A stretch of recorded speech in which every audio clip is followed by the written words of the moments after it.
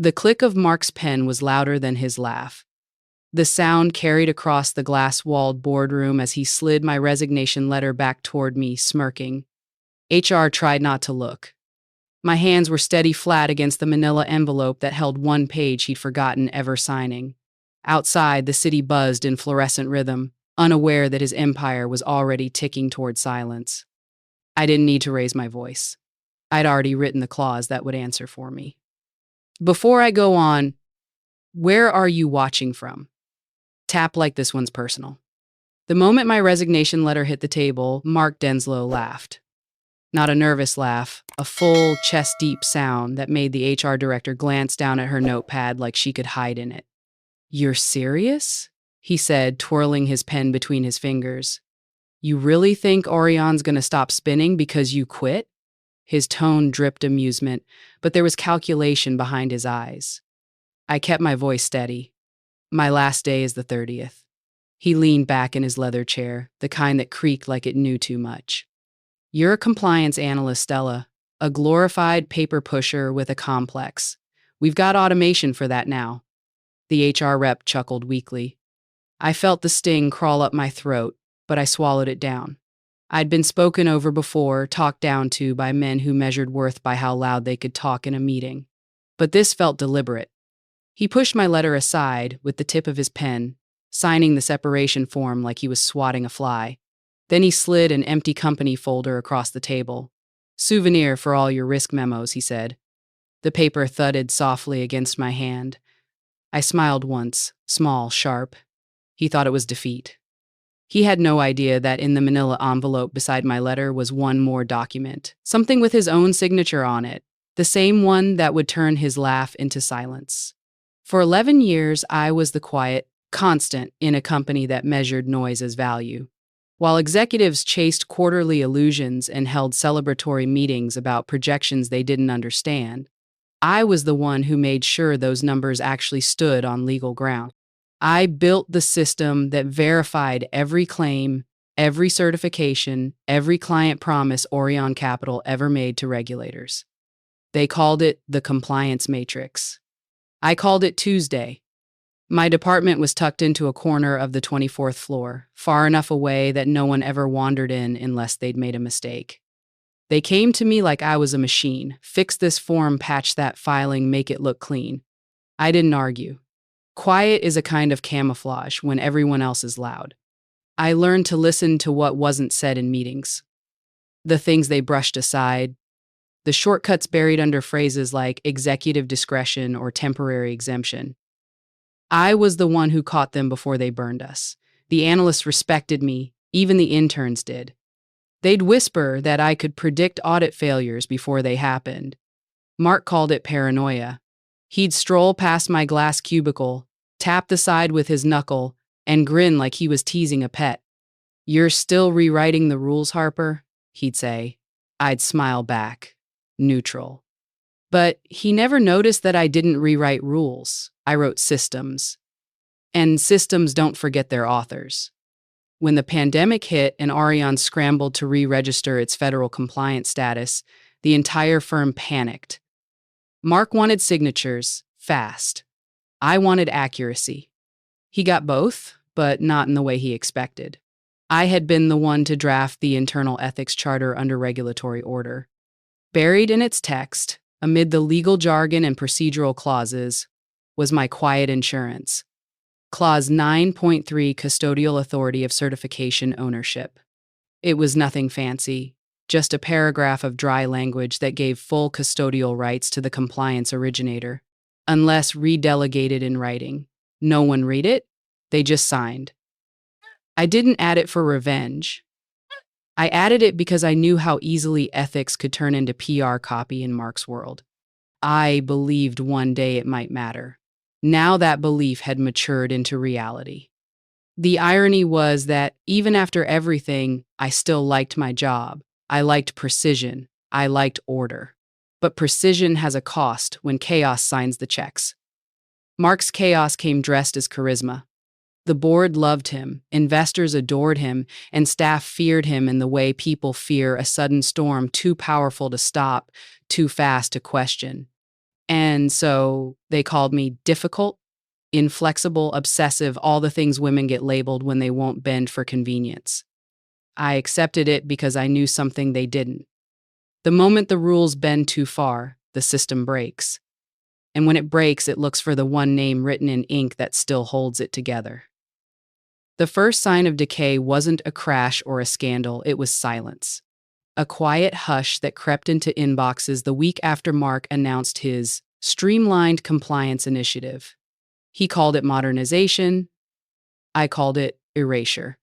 Files disappeared from shared drives, policy archives went missing, and audit drafts I'd written myself reappeared with altered dates and digital initials that weren't mine.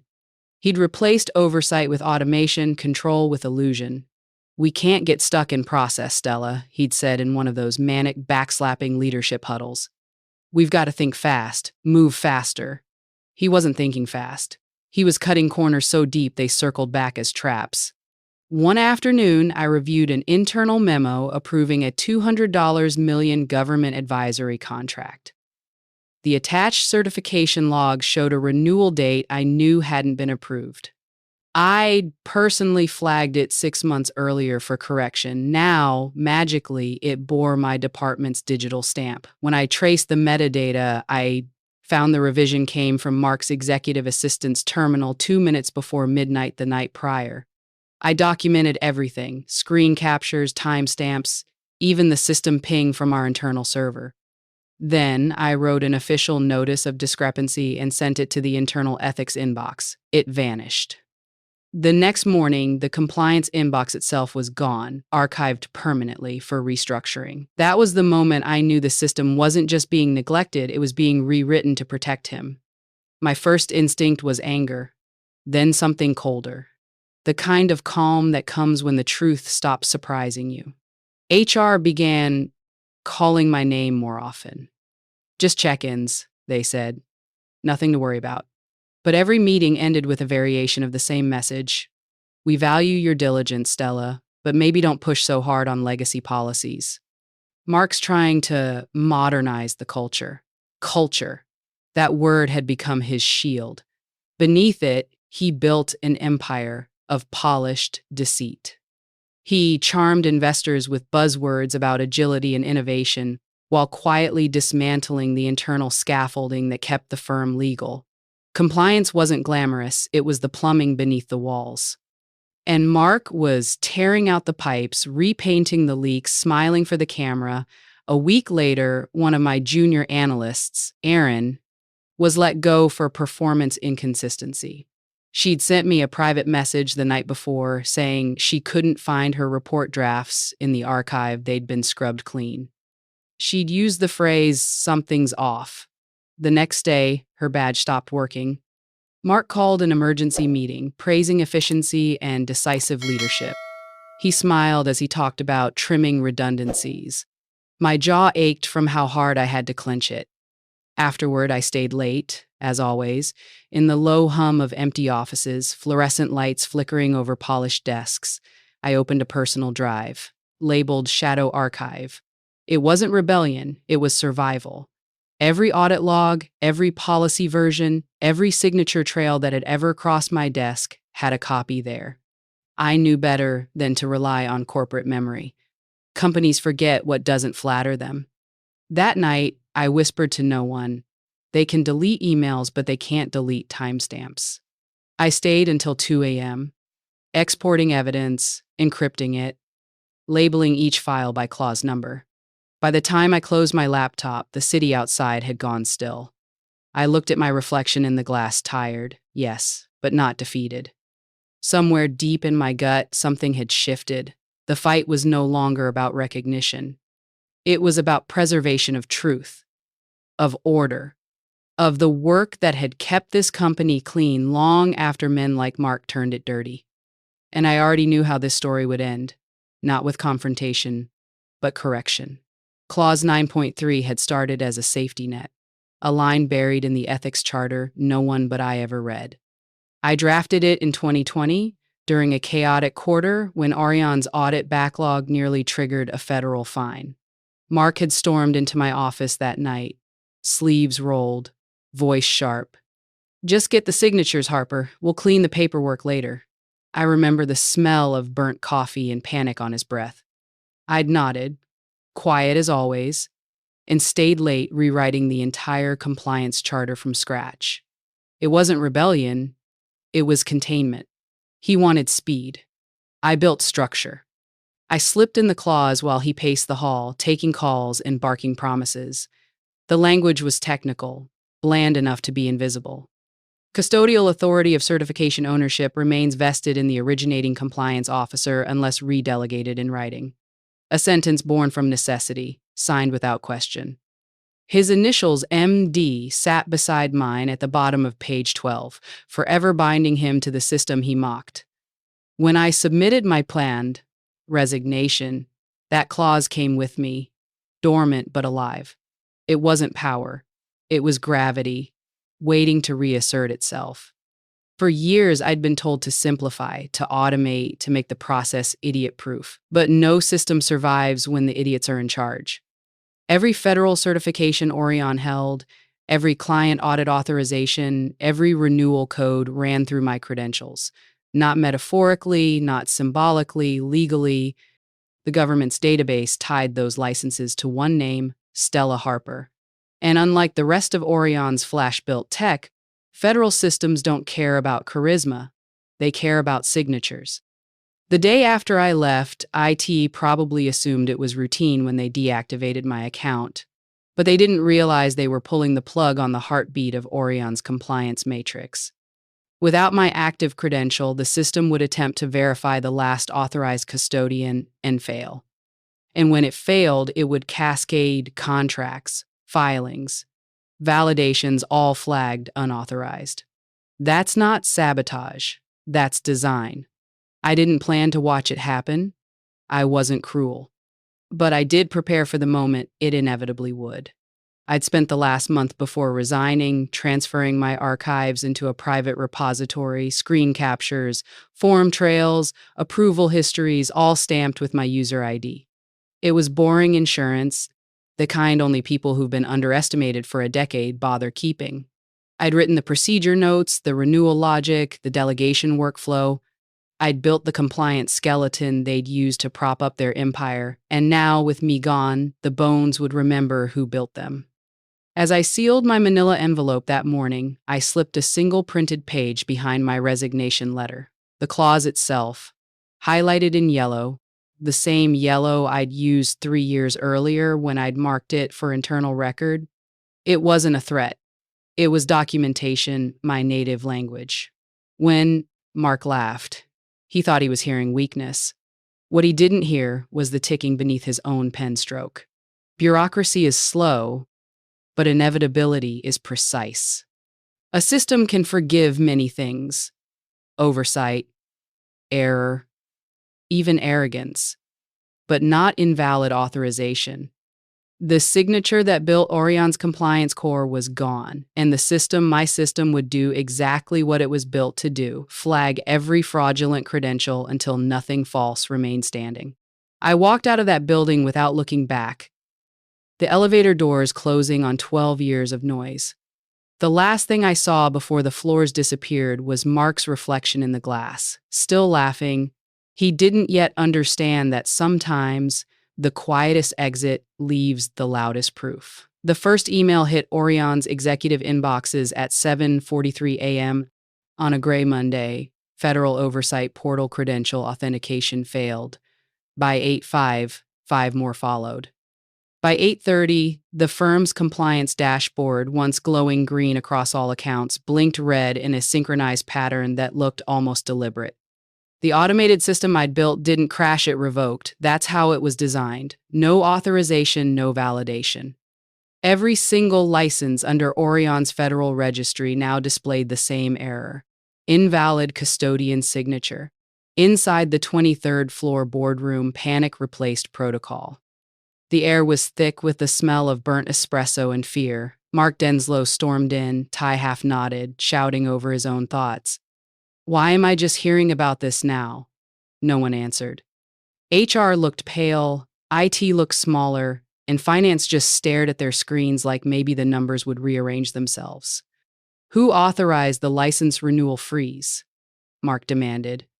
It's not a freeze, said the risk manager quietly. It's a verification lock. The system's asking for the original custodian to revalidate credentials. He turned his screen around. The name pulsed in black font at the top of the alert. S. Harper. Mark blinked. You're kidding. We can't override it, it said. Federal link, it's external. The only way is if she reactivates her authorization. She quit, Mark snapped. So reactivate her account. That's internal access, not external, the manager replied. The Federal Registry doesn't recognize internal reactivation. Only the custodian's login can trigger a compliance sync. For a moment, no one spoke. The silence was clinical, heavy, final. Mark turned toward the window, jaw tight, hands gripping the back of his chair like he could wring sense out of leather. We'll fake the sync, he muttered. We'll update the credentials manually. But IT was already shaking their heads. Can't. The federal API checks encryption keys from her account. If we try to replicate, the audit system flags it as forgery. He didn't say what everyone was thinking attempting that would be criminal. By noon, calls were coming in from 3 clients, each asking why their filings had been rejected. One bank had already suspended payment. The Department of Oversight scheduled an emergency compliance review for 3 p.m. sharp. Mark tried to stall, claiming a technical malfunction. They didn't buy it. Oversight doesn't do mercy calls. They do inspections. When the auditors arrived, it wasn't with cameras or headlines. It was worse. Silence, clipboards, and eyes that saw through every layer of charm. I wasn't there, but I could imagine the scene. Mark sitting across from them, performing confidence, his signature move.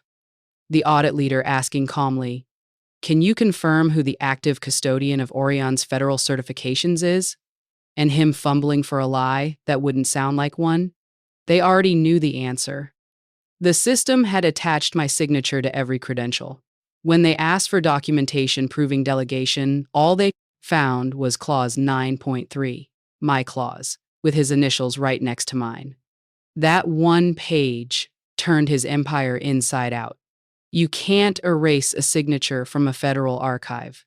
Not legally, not quietly. By 4 p.m., Aureon systems were offline for compliance restructuring. By 5:30, news had leaked to the financial bulletin. Aureon Capital under federal review, invalid licensing credentials discovered. No one mentioned my name. They didn't have to. Every compliance officer in the industry knew exactly what that meant. Mark's silence stretched for days. The board summoned him for an internal investigation. They found doctored audit trails, backdated renewal forms, and internal memos altered under his executive password. The evidence wasn't loud, it was surgical. Each falsified line pointed to the same conclusion: unauthorized interference.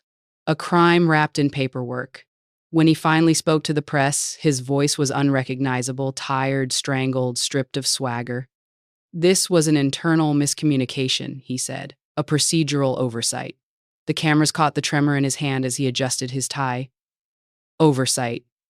The irony must have burned. I didn't gloat. I didn't even watch live.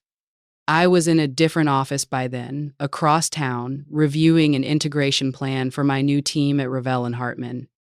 But I did see one photo later, a blurry shot from inside the Aureon lobby, showing Mark walking out, head down, security escorting him through the revolving doors.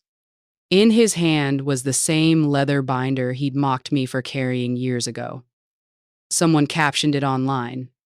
When the process catches up, I couldn't have said it better. Justice hadn't arrived with noise or headlines. It came quietly, through the same system they used to ignore me, the one I'd built to withstand arrogance.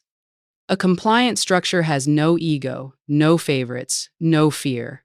It only recognizes truth. And the truth had Mark's signature written all over it. The week Aureon collapsed, I didn't feel victory. I felt quiet. The kind that settles in after a storm when even the air forgets what noise sounds like. My inbox for once wasn't full of crisis alerts. It was full of invitations. Ravel and Hartman's compliance director had reached out first, an email that began not with flattery but with recognition. We reviewed your federal filings during Aureon's audit. You wrote those systems. We'd like to talk. There was no pretense, no charm, just the clear-eyed respect of people who understood precision. 2 days later, I was sitting across from their board, not defending my work but explaining it. They didn't interrupt, they didn't smirk, they just listened. That alone felt revolutionary. I accepted their offer before the meeting ended, Director of Corporate Integrity. A title built not from ego, but from accountability. The first morning in my new office, the skyline looked almost merciful. The city glowed the same, but the silence felt different, not lonely earned. I logged into Ravel's system, crisp and untouched, a place that still believed in process. For the first time in years, I could build without fear of being undone. Across town, Mark was being transitioned out, official language for exile. The board announced his resignation as part of leadership realignment. No mention of the audit, no headlines this time, just a slow corporate burial in plain sight. I imagined him reading the same compliance bulletin that now listed my name beside Ravel and Hartman's expansion initiative. Led by Stella Harper, former custodian of federal compliance frameworks. He'd know what that meant. The industry would too. No one needed to say it aloud. Power had shifted, not in spectacle, but in signatures. Meanwhile, Aureon scrambled to rebuild their licenses, begging the same auditors they once ignored for provisional extensions. They couldn't, not without the original custodian. Authorization. Without me. Every article that mentioned Aureon's technical compliance issue was just another reminder that paperwork can outlive arrogance. My phone buzzed one evening, a blocked number. I didn't answer, but the voicemail came through anyway. His voice, worn thin. You won, Stella. I don't know how you planned it, but you did. I deleted it without listening further. This was never about winning. It was about being seen as more than a cog in someone else's clock. At Ravel, my new team called me the Anchor, a nickname that felt less about weight and more about steadiness. I smiled when I heard it. Let Mark chase titles. I'd found something better: control without noise, recognition without begging for it. In the world he built, chaos was power. In mine, silence was justice. I didn't need his apology or his downfall to feel complete. I only needed to know that this time the system wouldn't erase me. The morning sunlight spilled across my new desk at Ravel and Hartman, the kind of clean, uncluttered space that didn't hum with anxiety. My nameplate, Stella Harper, Director of Corporate Integrity, caught the light each time I moved. It was strange how quiet success sounded after 12 years of being talked over. No congratulations, no noise, just calm. My first act wasn't a speech or a policy overhaul, it was opening the firm's ethics charter and reading every line. Precision was still my language. At 10:12 a.m., my phone buzzed. A push alert from Aureon Capital, emergency audit review, license reinstatement pending. I stared at the words, then turned the phone face down. There was nothing to fix. They weren't my responsibility anymore. They'd built their empire on borrowed authority, and the foundation had finally demanded its name back. Mark's name had quietly disappeared from the company's website. His biography page redirected to Error 404. The board released a vague statement about leadership transitions and operational continuity. I didn't feel triumph, just balance. He'd spent years calling my caution a flaw, my precision an obstacle. But now, his entire career had collapsed, under the weight of the very thing he mocked: documentation. Across the room, my assistant knocked lightly, dropping off a printed report. She smiled. Everything certified. 2 words I'd heard 1,000 times, but today they carried a different tone. Respect, not obligation. I signed the approval line with an easy hand, initials clean, deliberate, final. Then I looked out the window toward Orion's tower in the distance, its glass facade reflecting sunlight like it still wanted to look important. I took a slow sip of coffee, the kind of quiet satisfaction that doesn't need applause. The world wouldn't remember the name of the clause, or the woman who wrote it, but the system would. Somewhere deep in the registry logs under federal time-stamped entries, the record still held one line that couldn't be erased. Custodian of record S. Harper. That was enough. I didn't destroy anything. I simply stopped holding it up. By the end of the quarter, Aurion's name had slipped from every trade report that mattered. Their offices still stood, all glass and chrome, but the lobby looked emptier, like a stage after the actors had left. I passed it sometimes on my way to client meetings, watching new hires walk through the doors, unaware of the ghosts in their systems. I didn't feel anger anymore, just distance. The kind that comes when you finally understand what survival really means. At Ravel Hartman, my days were simple, structured, quiet. The kind of quiet that builds, not breaks. My new team worked with precision, not fear. Every signature they added to a document was verified, double-checked, and archived with care. They joked that I was obsessed with clauses. I called it insurance. One afternoon, Lenora from the board stopped by my office, setting down a folder with a single sticky note. Federal Committee request, Harper to consult. It wasn't applause, but it was recognition, the kind that mattered. I looked down at the folder, tracing the edge with my finger, then slid it into my briefcase. The skyline outside shimmered, Orion's tower a fading glint among many. I smiled, not because I'd won, but because I no longer had to fight to be heard. The systems I built would outlive the noise, and somewhere in a database that never forgets, my name still signed every page. Revenge had never been the point. Correction was, and correction had finally arrived. When I think back on it now, the most surprising part wasn't how fast Aureon collapsed, it was how quietly it happened. No shouting, no revenge plan, no dramatic reveal, just a system following the rules I'd written years ago.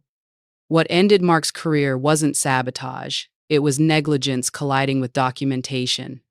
Every time he called me too careful, I was actually building a firewall of truth around myself.